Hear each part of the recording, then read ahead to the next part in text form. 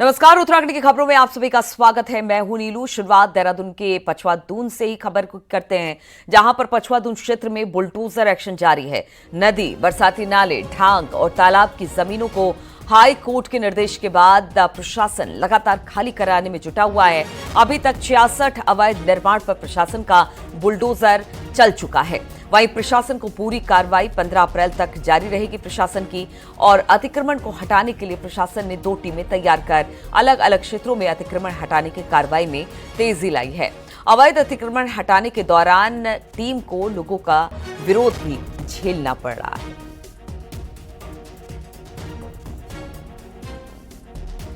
के क्रम में आज सभावाला, शीशमबाड़ा और कटापत्थर में कार्रवाई की है, जिसमें लगभग अभी तक हम 40 मकानों का ध्वस्तीकरण कर चुके हैं। सर, कुछ विरोध भी सामने आया देखने में? जी, ग्रामीणों द्वारा कुछ विरोध किया गया, परंतु कुछ ग्रामीण द्वारा सहयोग भी दिया गया है, क्योंकि वे भी जानते हैं कि उनके द्वारा जो है गलत प्रकार से जो है अवैध रूप से अपना निर्माण किए गए हैं। और इसी पर बातचीत करने के लिए विकासनगर से कुलदीप हमारे साथ जुड़ गए हैं।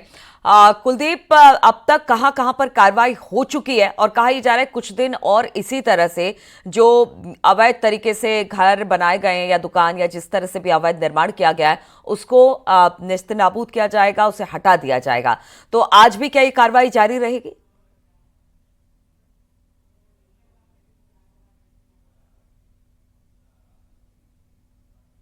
पछवा दून में देखने को मिल रही है। नवाबगढ़, भीमावाला और आपका सैनपुर के अलग अलग क्षेत्रों में कार्रवाई देखने को अभी तक मिल चुकी है और आज भी ये कार्रवाई जारी रहने वाली है। अभी तक प्रशासन ने 66 जो अवैध निर्माण थे उनको ध्वस्त कर दिया है, बुलडोजर की कार्रवाई उस पर कर दी है और आगे भी अभी 15 अप्रैल तक ये कार्रवाई जारी रहने वाली है। हाईकोर्ट के आदेश के बाद ये पूरी कार्रवाई देखने को मिल रही है। 2 वर्ष पूर्व भी इन लोगों को नोटिस थमाए गए थे, लेकिन लगातार नदी, नाले और जो तालाबों की भूमि है उस पर कब्जा किया जा रहा था, जिसके बाद अब हाईकोर्ट के आदेश के बाद ये बड़ा एक्शन देखने को मिल रहा है। और पछवा दून में बीते दिनों में हुई मदरसों पर कार्रवाई के बाद ये दूसरी बड़ी कार्रवाई है, जिससे पूरे क्षेत्र में हड़कंप मचा हुआ है। जी ठीक है, बहुत बहुत शुक्रिया आपका जानकारी देने के लिए। दावे सरकार अतिक्रमण के खिलाफ लगातार कार्रवाई कर रही है, लेकिन उसके बावजूद अतिक्रमणकारियों के हौसले बुलंद है। हल्द्वानी में तो अतिक्रमणकारी नदी पर ही कब्जे के लिए पहुंच गए और वहीं रहने का अड्डा भी बना डाला।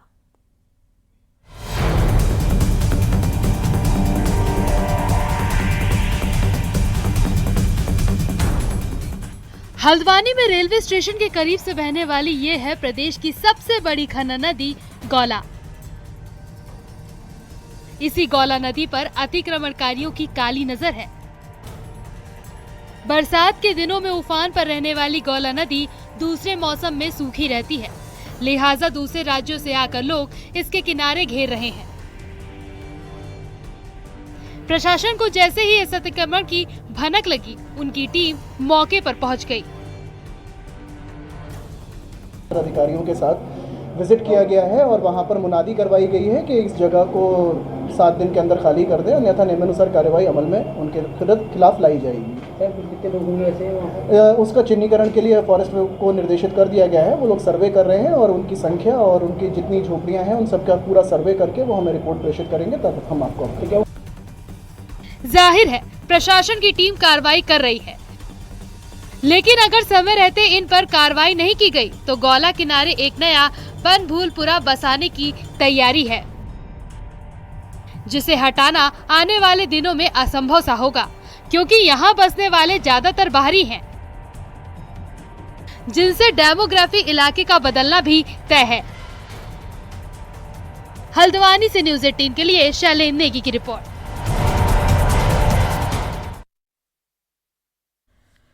चकराता के कोटी कनासर में मौजूद एक रेस्टोरेंट में भीषण आग लग गई। आग लगने से चारों तरफ अफरा तफरी का माहौल बन गया। कनासर मंदिर के ठीक पीछे लकड़ी और बांस से बने इस कैंप रेस्टोरेंट में भीषण आग लग गई। सब कुछ जलकर राख हो गया।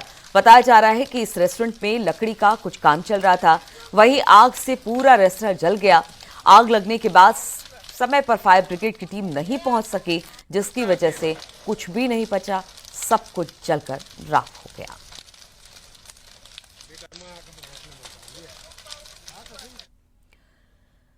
उत्तराखंड के 24 लाख बिजली उपभोक्ताओं के लिए बड़ी खबर है। राज्य में 1 यूनिट बिजली 25 पैसे से बढ़ाकर अब 50 पैसे कर दी गई है और इसका सीधा भार उनकी जेब पर पड़ेगा। लेकिन बढ़े हुए बिजली के दाम पर भी हिंदू मुसलमान हो रहा है। कैसे, देखिए जरा इस रिपोर्ट में।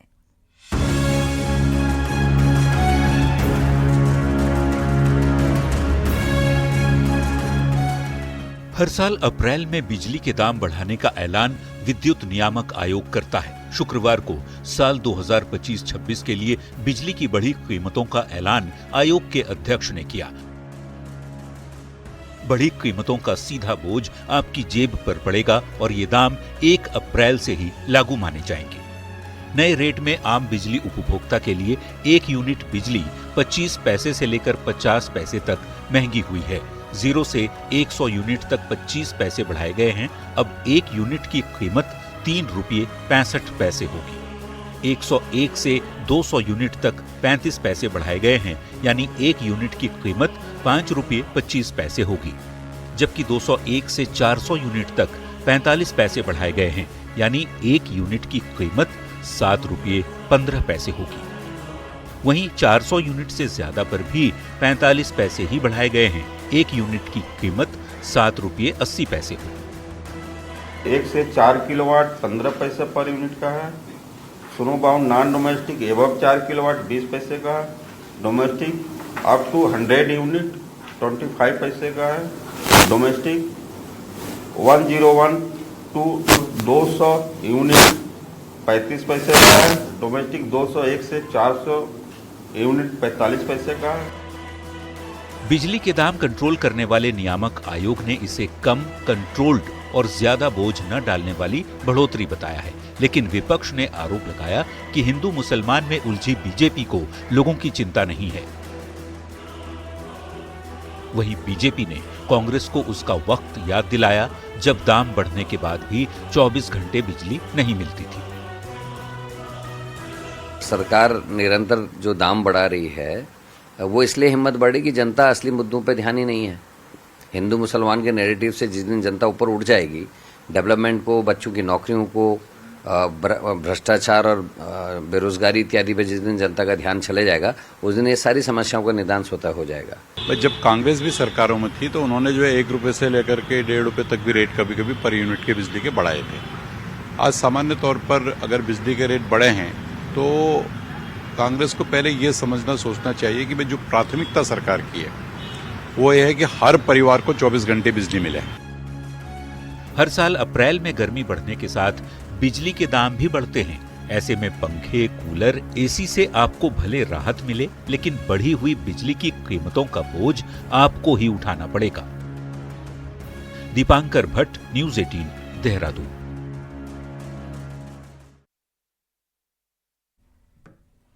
और उत्तराखंड को देश का सर्वश्रेष्ठ फिल्म डेस्टिनेशन बनाने के संकल्प को दोहराते हुए सीएम पुष्कर सिंह धामी ने कहा कि राज्य सरकार इस विषय पर अत्यंत गंभीर है और ठोस रणनीति के साथ कार्य कर रही है।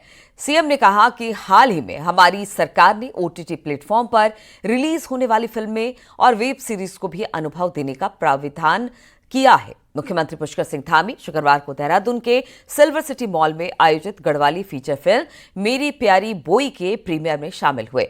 सीएम धामी ने कहा कि उत्तराखंड में फिल्मों की शूटिंग के लिए हर संभव मदद दी जाएगी। राज्य सरकार ने नई फिल्म नीति 2024 लागू की है, जिससे यहां पर फिल्म बनाना और भी आसान हो जाएगा।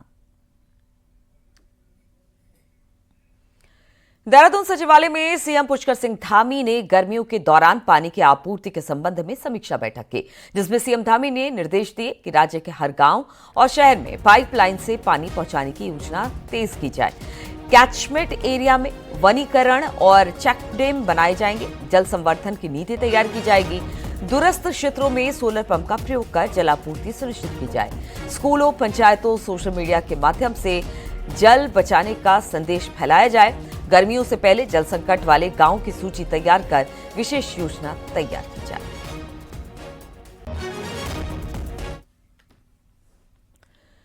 उत्तराखंड एक बार फिर से 2 विशाल धार्मिक आयोजनों की तैयारी में जुट गया है। साल 2026 में जहां नंदा राज्यात यात्रा का आयोजन होने जा रहा है, वहीं 2027 में हरिद्वार अर्ध महाकुंभ का साक्षी भी बनेगा। दोनों आयोजन आस्था का पर्व है, लेकिन सरकार के लिए एक बड़ी प्रशासनिक चुनौती भी साबित होने जा रहा है। 2026 में नंदा राज्यात यात्रा भी होनी है, क्योंकि पूरे उत्तराखंड की मध्य की यात्रा है, पूरा राज्य के लोग इसमें सम्मिलित होते हैं। उसके बाद हमारे यहाँ पर 2027 में कुंभ भी प्रस्तावित है। तो ये सभी आयोजन हमको बहुत ऐतिहासिक रूप से करने हैं।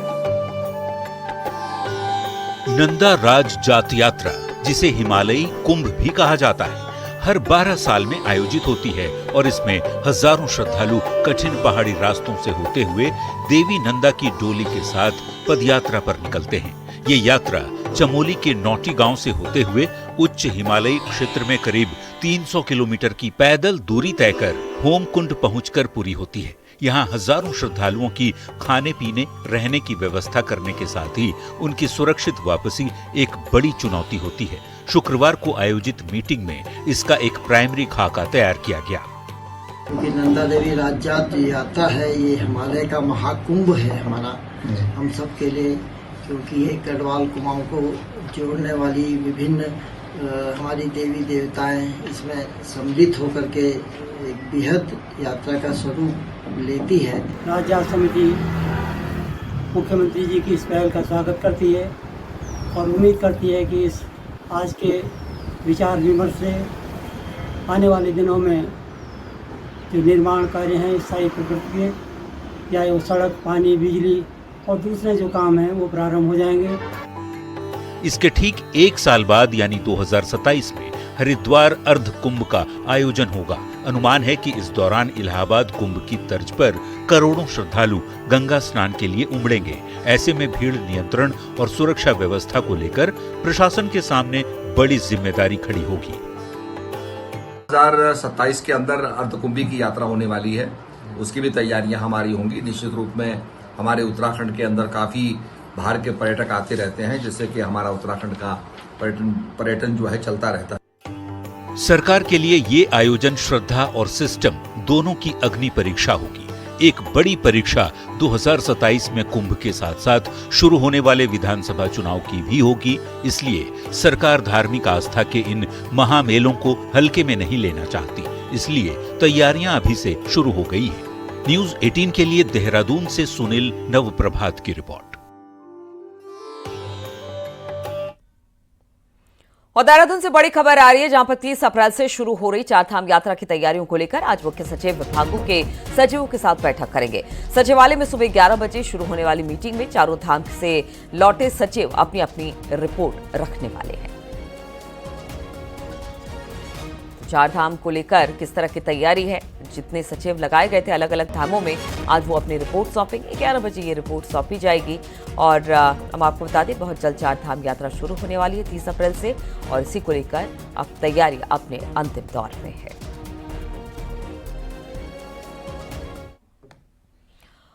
उत्तराखंड में पंच प्रयाग ही नहीं बल्कि पूरे 15 प्रयाग हैं, और अब इन सभी प्रयाग को जनता से रूबरू कराने की बड़ी प्लानिंग की जा रही है। उत्तराखंड संस्कृत विश्वविद्यालय ने इसे लेकर खाका तैयार कर लिया है। देखिए जरा ये रिपोर्ट।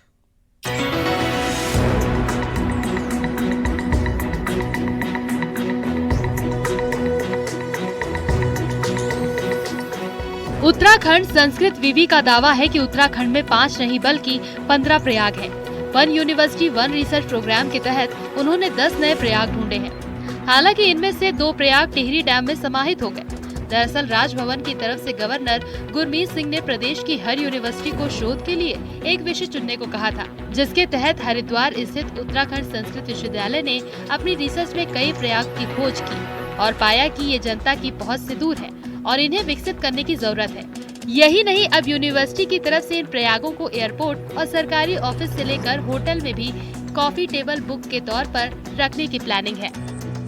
पुराणों का हमने मंथन किया अच्छी प्रकार से, और महाभारत का जो वन पर्व है जिसमें पांडव जो है जगह जगह घूमते हैं, उसमें तो हमको ये पाया कि ये जो हमारा उत्तराखंड है इसमें कुछ विशेषता है। वो विशेषता ये है कि कॉस्मिक बीइंग के साथ में कनेक्ट होने के स्थल, जिनको प्रयाग बोलते हैं जो है ये, तो वो हमने देखने शुरू किए।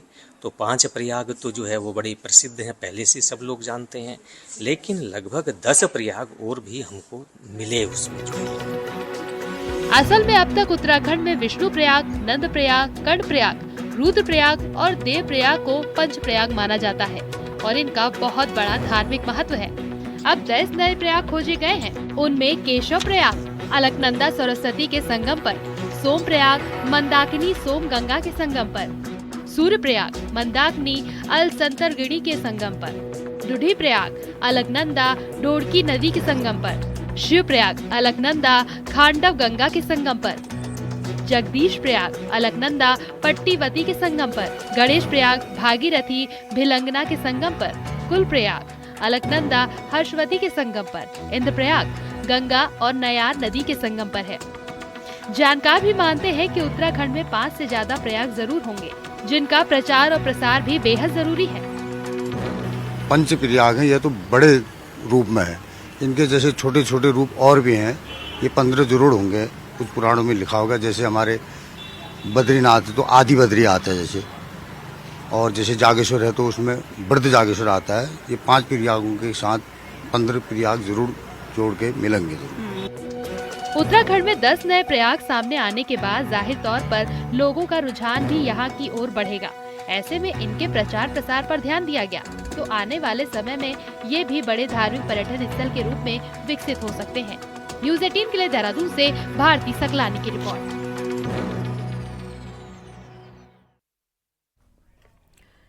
पिथौरागढ़ के मुनस्यारी में अप्रैल के महीने में बर्फबारी हुई। शुक्रवार दोपहर को मुनस्यारी के ज्यादातर इलाकों में बर्फ गिरी। बर्फबारी से गाड़ियों की आवाजाही भी बंद हो गई, जिसकी वजह से यात्रियों को खासी परेशानियों का सामना करना पड़ा। वहीं एकाएक बर्फ गिरने से पारा भी तेजी से लुढ़का है। बावजूद इसके लोगों ने बर्फ का जमकर मजा लिया।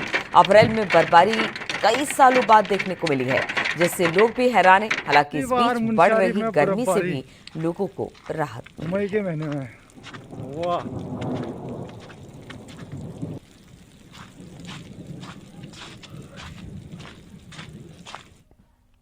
नैनीताल पालिका ने टोल और पार्किंग का पैसा बढ़ाया तो उसका विरोध भी शुरू हो गया। वहीं अब इस मामले में राजनीतिक रंग भी ले लिया है। हम आपको बता दें कि पालिका इसे अपनी आय बढ़ाने का कदम बता रही, लेकिन बीजेपी पालिका पर हमला कर रही है। नैनीताल में पार्किंग शुल्क बढ़ाने पर बीजेपी खुलकर सामने आ गई है। बीजेपी ने नैनीताल की पालिका बोर्ड पर जनता पर टैक्स थोपने का आरोप लगा दिया है और अपनी शिकायत जिला प्रशासन के माध्यम से सरकार को भेज दी है। इन बीजेपी कार्यकर्ताओं की मांग है कि बढ़ाए गए पार्किंग शुल्क और टोल टैक्स को खत्म किया जाए और पर्यटकों के साथ स्थानीय लोगों को राहत दी जाए। वहीं बीजेपी महिला मोर्चा ने पार्किंग में बिना किसी सुरक्षा के महिलाओं की ड्यूटी लगाने पर भी सवाल खड़े किए हैं। हमें समस्या यह है कि एकदम से इतना टैक्स बढ़ा दिया गया है, इतना शुल्क बढ़ा दिया गया है। जिनकी गाड़ियां हैं उनके पार्किंग के तो आप उनका लाइसेंस बना रहे हैं, उसका 800 रुपये ले रहे हैं, लेकिन वो गाड़ी कहाँ खड़ी करेंगे? आपने उसका 500 रुपये कर दिया तो वो कहाँ खड़ी करेंगे? अपनी छतों में खड़ी करेंगे। समूह की महिलाओं को वहाँ पर ड्यूटी लगाई गई है पार्किंग में। ये बिल्कुल, मैं महिला हूँ, मैं बिल्कुल उसका विरोध करती हूँ। महिला है वहाँ पर, कोई सेफ्टी नहीं है, कोई गार्ड नहीं है, कोई कैमरे नहीं है। लेक ब्रिज टैक्स है प्लस पार्किंग शुल्क है, ये नगर पालिका ने बहुत ज़्यादा बढ़ा दिया है। साथ ही उनके द्वारा जो है इसको प्रॉपर विधिक प्रक्रिया से नहीं किया गया है। तो इन लोगों के द्वारा एक सचिव हमारे शहरी विकास विभाग महोदय के लिए एक ज्ञापन द्वारा जिलाधिकारी दिया है हमें। दरअसल हाईकोर्ट ने नैनीताल के यातायात प्लान और केयरिंग कैपेसिटी पर सवाल उठाए तो पालिका ने टोल टैक्स और पार्किंग शुल्क में बढ़ोतरी करने का कोर्ट में अंडरटेकिंग दिया, जिसके बाद कांग्रेस वाली पालिका बोर्ड ने बिना किसी विरोध के टोल टैक्स 300 और पार्किंग 500 रुपए पर निर्णय ले लिया। सोशल मीडिया में पालिका का विरोध होने लगा तो पालिका ने भी इस निर्णय को अपनी आय बढ़ाने का फैसला बता दिया। वहीं शहर में कम हुई पर्यटकों की संख्या पर पालिका इसके लिए प्रशासन को जिम्मेदार मान रही है। टूरिस्ट आना पालिका के कारण नहीं हो रहा है, जहाँ तक मेरी अपनी सोच है। टूरिस्ट आना ये इन्होंने नीचे ही गाड़ियाँ रोक दे रहे हैं या हल्द्वानी रोक दे रहे हैं या फिर बाईपास पर रोक दे रहे हैं, उससे टूरिस्ट ऊपर नहीं आ रहा है। मैंने पहले ही बताया, जो भी टूरिस्ट मैंने वहाँ पर देखा आता हुआ, कोई कुछ नहीं बोला, उन्होंने सीधे पैसे निकाले और दे दिए। पालिका के फैसले का विरोध हो रहा है तो कुछ लोग इसके समर्थन में भी हैं। विरोधियों का तर्क है कि इससे शहर में पर्यटकों की संख्या में कमी आएगी, तो समर्थकों को इससे सुधार नजर आ रहा है। न्यूज़ 18 के लिए नैनीताल से वीरेंद्र बिष्ट की रिपोर्ट। ऋषिकेश के मेयर शंभू पासवान की मुश्किलें बढ़ती चली जा रही है। शंभू पासवान के जाति प्रमाण पत्र को अवैध बताते हुए उनके चुनाव को रद्द करने की मांग की गई है। शंभू पासवान अनुसूचित जाति के लिए आरक्षित ऋषिकेश नगर निगम सीट से भाजपा के टिकट पर चुनाव जीतकर मेयर बने थे, लेकिन उनकी जाति प्रमाण पत्र को लेकर शुरू से ही सवाल खड़े हो रहे थे। उत्तराखंड बेरोजगार संघ ने इस मुद्दे को लेकर राज्य के मुख्य सचिव को एक पत्र भेजा।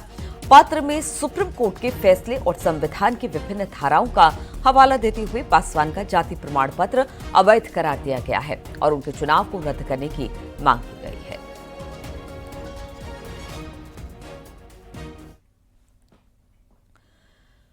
कांग्रेस प्रदेश अध्यक्ष करण माहरा को कुर्सी पर 3 साल पूरे हो चुके हैं। अब सामने सबसे बड़ा चैलेंज 2027 का चुनाव है, पर जब बड़े नेता अलग बोलते हैं तो कुर्सी कब तक है, इसका पता ना तो ऐसे में करण माहरा को है और आगे क्या होगा इसका भी पता नहीं है। देखिए जरा ये रिपोर्ट।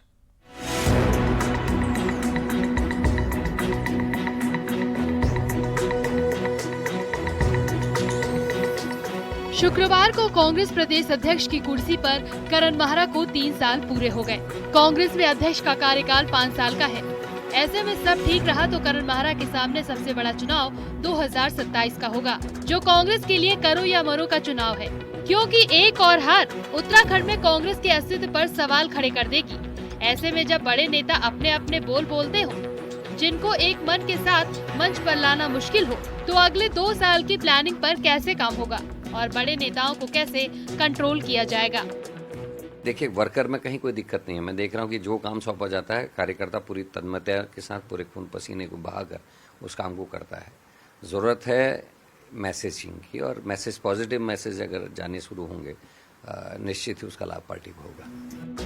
साफ है, बड़े नेता प्रदेश अध्यक्ष के कंट्रोल में नहीं है और हाल हाईकमान को देखना है।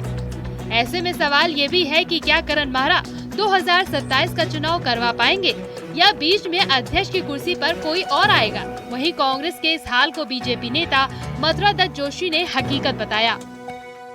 जुडिक्शन नहीं है, ये हाईकमान को तय करना है।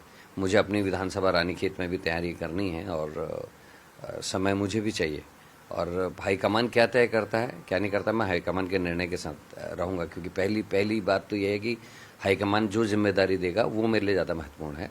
जो होना चाहिए था उसका सबसे बड़ा कारण है कि जो 4-5 नेता कांग्रेस के हैं एक दूसरे की शक्ल देखना पसंद नहीं करते। आपने देखा गुजरात में जाके तो हंसते हैं, यहाँ कभी आपने ऐसी तस्वीर नहीं देखी होगी उत्तराखंड में एक साथ नहीं दिखाई दी, क्योंकि कांग्रेस के नेता ही नहीं चाहते हैं कि कांग्रेस के अध्यक्ष मजबूत हों। कांग्रेसियों ने ही, जो उनके अपने लोग थे, उन्होंने काम नहीं करने दिया। विधायक उनको अध्यक्ष मानने को तैयार नहीं है। हरीश रावत उनको अध्यक्ष मान, पहले दिन से हरीश रावत जी ने विरोध करना शुरू कर दिया था। कांग्रेस प्रदेश अध्यक्ष करण माहरा को कार्यकर्ता पर भरोसा है, लेकिन बड़े नेताओं को कंट्रोल करने से लेकर कुर्सी कब तक रहेगी, ये फैसला जब हाईकमान को करना है। तो 2027 चुनाव के लिए करण माहरा कार्यकर्ता के भरोसे कांग्रेस को कहां तक खींच पाएंगे, ये बड़ा सवाल है। न्यूज़ 18 के लिए देहरादून से दीपांकर भट्ट की रिपोर्ट। और अब देख लेते हैं पहाड़ टॉप 10। श्रीनगर में बद्रीनाथ हाईवे पर सड़क हादसे में बाइक सवार गंभीर रूप से घायल, कार ने बाइक सवार को टक्कर मारी। उत्तरकाशी के पुरोला पुलिस और एसओजी की टीम ने संयुक्त रूप से छापेमारी कर पिछली सेमलसारी क्षेत्र में 15 नाली भूभाग पर अवैध अफीम की खेती को नष्ट किया।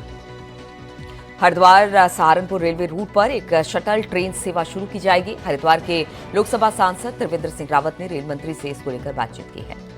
चारधाम यात्रा के लिए ग्रीन कार्ड और ट्रिप कार्ड बनाने को लेकर बातचीत हो रही है। चारधाम यात्रा में गाड़ियों के लिए ग्रीन कार्ड और ट्रिप कार्ड जरूरी होगा। हरिद्वार के लक्सर में सांसद त्रिवेंद्र सिंह रावत ने अधिकारियों के साथ बैठक की और कहा कि किसानों के सरचार्ज माफ होंगे। नवनियुक्त दर्जाधारी राज्य मंत्री रामसुंदर नौटियाल का उत्तरकाशी पहुंचने पर चिलियानी सौड़ में भाजपा कार्यकर्ताओं और स्थानीय लोगों ने भव्य स्वागत किया। रानीखेत के वनाग्नि की रोकथाम के लिए ग्रामीण सरपंच और स्वयं सहायता समूह की महिलाओं के साथ वन विभाग ने गोष्ठी की। अल्मोड़ा में मुख्यमंत्री उदयमान खिलाड़ी उन्नयन योजना के लिए प्रतियोगिता शुरू हो गई है, जिसके लिए अब खिलाड़ियों का चयन किया जाएगा। रुड़की में भारतीय किसान यूनियन रूडकुट के किसानों की बैठक हुई, जिसमें किसानों ने अपनी समस्याओं से अवगत कराया। रुद्रप्रयाग में सहकारिता मंत्री धन सिंह रावत ने उत्कृष्ट कार्य करने वाली 32 महिलाओं को सम्मानित किया।